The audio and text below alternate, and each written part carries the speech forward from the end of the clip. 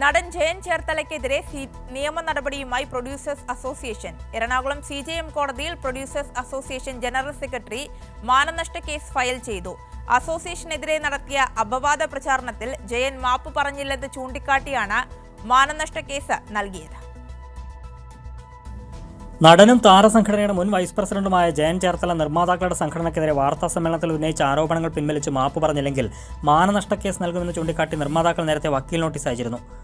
എന്നാൽ നോട്ടീസ് അയച്ച് 1 മാസം പിന്നിട്ടിട്ടും ജയൻ ആരോപണങ്ങൾ പിൻവലിച്ച് മാപ്പ് പറയാൻ തയ്യാറാകാത്ത സാഹചര്യത്തിലാണ് നിർമ്മാതാക്കളുടെ സംഘടന നിയമ നടപടിയുമായി മുന്നോട്ട് പോകാൻ തീരുമാനിച്ചത്. ഇതിന്റെ ഭാഗമായി producers association general secretary B. Rakesh Ernakulam CJM കോടതിയിൽ ജയൻ ചേർത്തലയ്ക്കെതിരെ മാനനഷ്ട കേസ് ഫയൽ ചെയ്തു. 1 കോടി രൂപ നഷ്ടപരിഹാരം ആവശ്യപ്പെട്ടാണ് മാനനഷ്ട കേസ് നൽകിയിരിക്കുന്നത്. കഴിഞ്ഞ ഫെബ്രുവരി 14 നടത്തിയ വാർത്താ സമ്മേളനത്തിലായിരുന്നു ജയൻ ചേർത്തല നിർമ്മാതാക്കളുടെ സംഘടനയ്ക്കെതിരെ ആരോപണം ഉന്നയിച്ചത്. കടക്കണിയിലായ നിർമ്മാതാക്കളുടെ സംഘടന അമ്മയിൽ നിന്ന് പണം വാങ്ങിയെന്നായിരുന്നു ജയൻ ചേർത്തല മാധ്യമങ്ങളോട് പറഞ്ഞത്.